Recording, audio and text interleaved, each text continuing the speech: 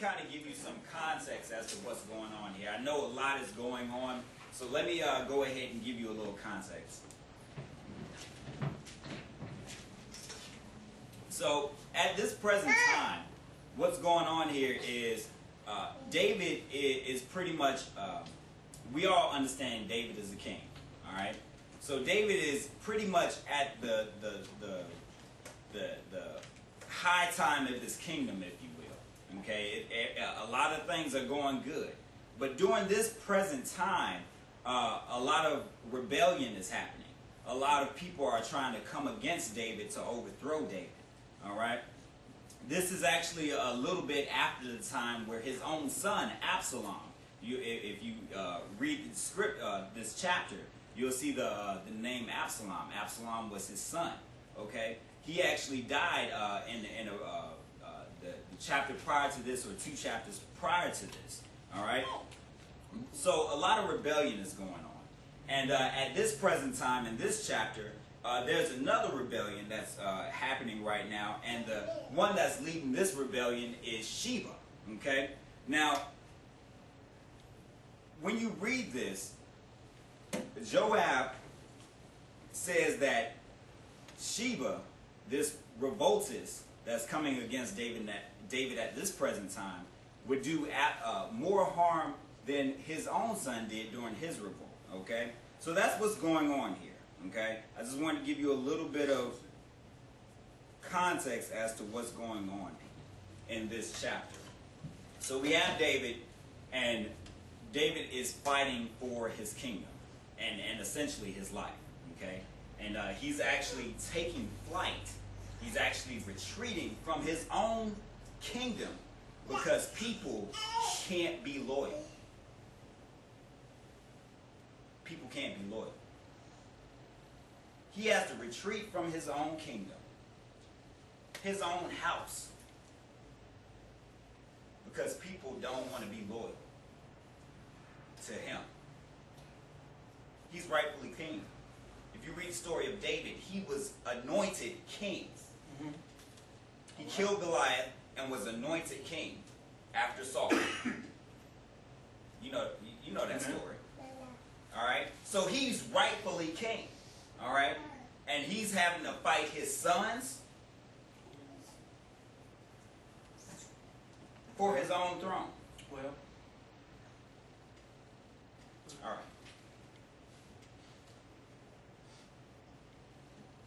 Let me back up here. And we'll start getting into some nitty-gritty. Now, when I looked up the word loyal, I looked up quite a few words. I looked up the words loyal, responsible, and dedicate. Okay? Now, loyal, if you look at the definition for loyal, this is what it says. Giving or showing firm and constant support or allegiance to a person or institution. Giving or showing firm and constant support or allegiance. Firm and constant. All right? Those are 2 critical words there.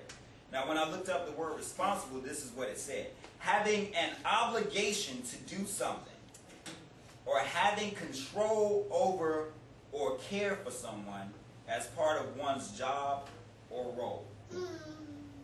Responsible. Having an obligation to do something, or having control over or care for someone as part of one's job or role.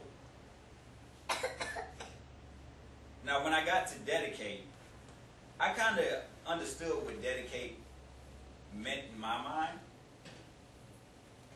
When I looked it up, this is what it had to say. And I didn't realize it had much to do with loyalty. A feeling of very strong support for or loyalty to someone or something.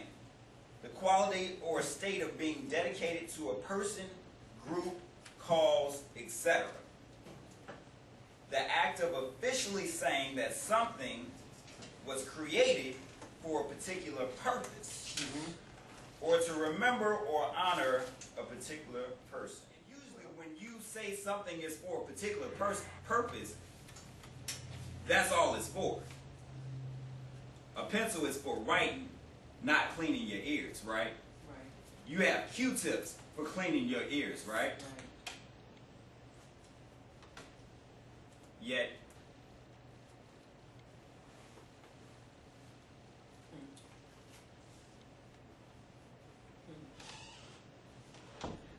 we aren't using our lives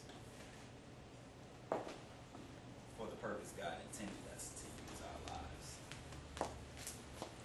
We aren't using our institution, that is the church, and the purpose that God intended to be used. Being fiercely loyal and fiercely responsible. I'm getting ahead of myself, so I'm going to backtrack here.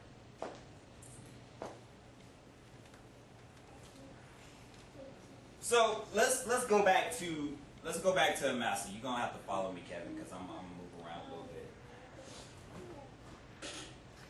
Let's go back to what's going on with Joab and Amasa. When I read the scripture, I had to go back because I didn't really understand why Joab would just murder somebody just out of the blue.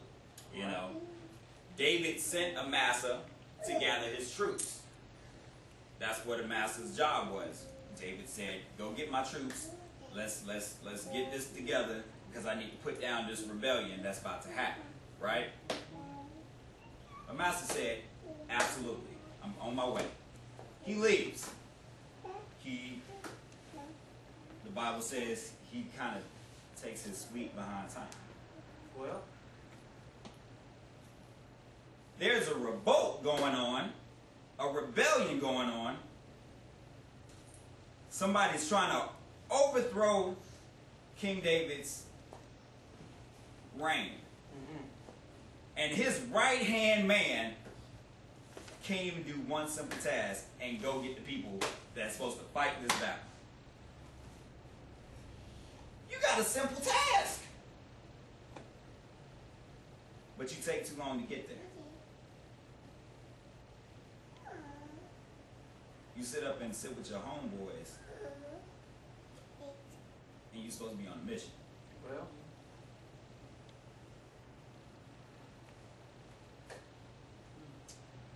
so we get down to where David says, "All right, I can't wait on Amasa anymore." Joab Joab is his nephew, by the way. All right, David keeps his family very close. Joab is his nephew, and he's pretty much like his other guy. mm-hmm. That's like the dude that he can go to get stuff done. All right. So he says, "Joab, Amasa's taking too long. I need you to go get these troops." Joab says, "Absolutely, Unc. I got you." He goes on his way. Amasa comes out of nowhere. He's like, "Okay, this is the guy that's been taking all day." Okay. Goes up to him, looking like everything's fine. And he kills Amasa. Why? For disloyalty. Under just the auspice, or just the impression that you were taking so long, you might be a part of this revolt. All right.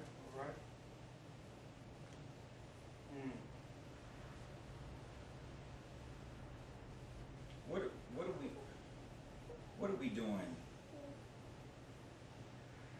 that may give the impression that we are a part of a revolt against God? What are we doing that may seem like we are revolting against our own families?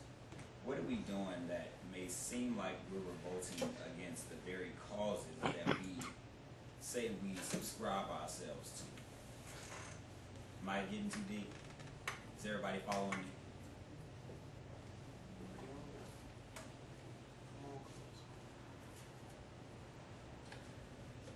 Commitment is a serious thing. It's a hard thing, but it's a very serious thing. David needed someone to get on his side. He didn't have that many people. His whole kingdom was crumbling right before his very eyes. He didn't have a lot of people with him. He didn't have a lot of people on his side. So the people that he needed, that he did have, he counted on them fiercely. And he expected them to be fiercely loyal and fiercely responsible to help him keep his stuff together. James Alexander Thom on the fear of responsibility. Have you ever had to paint some roof trim high up? Absolutely. You get halfway up that 36-foot extension ladder and you start wondering about the ladder. Its footing and your body weight. You stop and hug the ladder, looking neither up nor down. Your left leg begins a ridiculous and uncontrollable shuddering. At length, you conquer the particular rung and inch your way to the next. Then the next. Finally, you're at the top, clinging for your life. How can you take one hand off the ladder to use the paintbrush? But you do. Tight as a fiddle, you begin. The sky is clear. The sun is nice. The thirsty wood soaks up the paint. You whistle and think positive thoughts and do a good job and forget about the hype. You've learned an important lesson of life from this. No matter what higher responsibility you take on, it's scary, very scary, until you start working. Toomey's rule. It is easy to make decisions on matters for which you have no responsibility.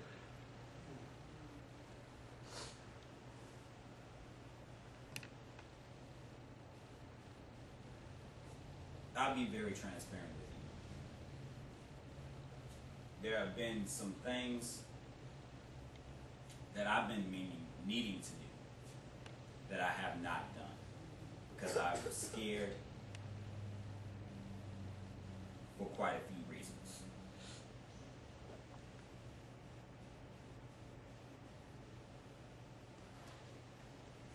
Fear keeps us from doing a lot of things. Fear keeps us from actually being great.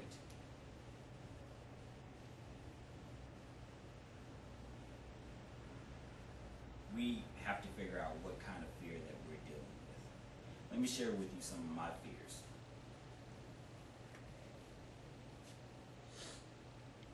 And when I wrote this down, I said I said reasons people keep themselves from being loyal, but I need to change this and say reasons I keep myself from being loyal. Fear of failure. Fear of responsibility. More responsibility is traumatizing. It needs to be done, and nobody's going to do it. So I'd rather do it and be a mess in it and still try to get the work done. Because God at the end of the day will work out your foolishness. He will work out whatever's going on in your life, and he will input what you need at the end of the day. He just wants you to work. Fear of failure, fear of responsibility, fear of being unappreciated. I have a big fear of being unappreciated. Well, what if I don't get the due recognition that I deserve? What if my efforts fly under the radar? Like, who cares about you? The work needs to be done. All right. And I understand that. I understand the word says, those that seek after the Lord, all these things will be added unto them. So if I want appreciation, I need to just do what God told me to do. What is God calling you to do? That you are backing away from the table because of your fears.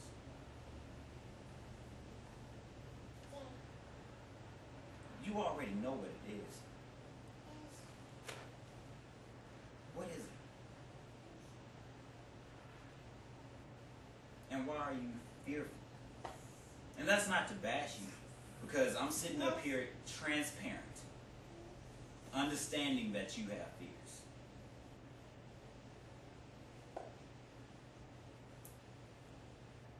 also understanding that strength is also in there along with fear.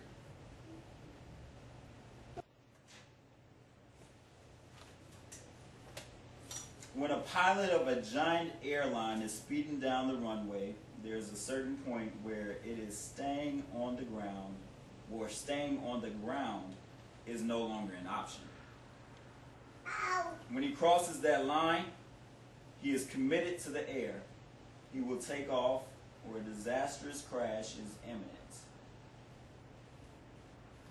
The pilot can no longer change his mind. He is committed.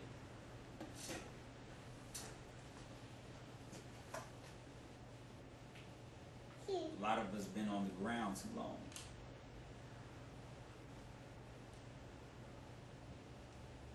It's like Jay-Z said, if it don't make dollars, it don't make sense. With God, if it don't make love, it don't make sense. If it ain't saving the soul, it don't make sense. All right.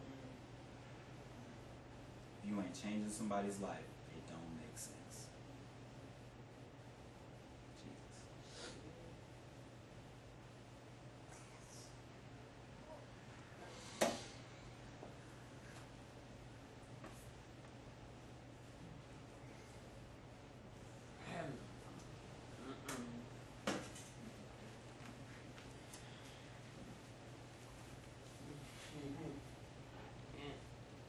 All right.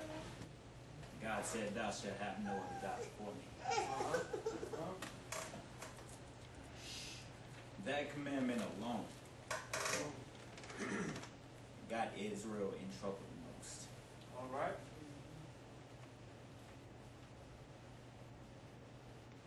Every time something wrong happened in the camp, it was because he probably set up an idol somewhere. All right. Because of this commandment that they were oppressed and in bondage so many times.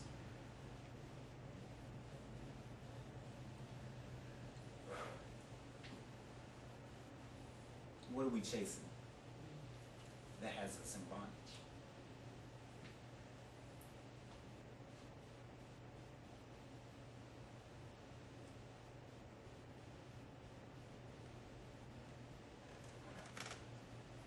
What are we chasing that is keeping us from being loyal to God and to one another? All right.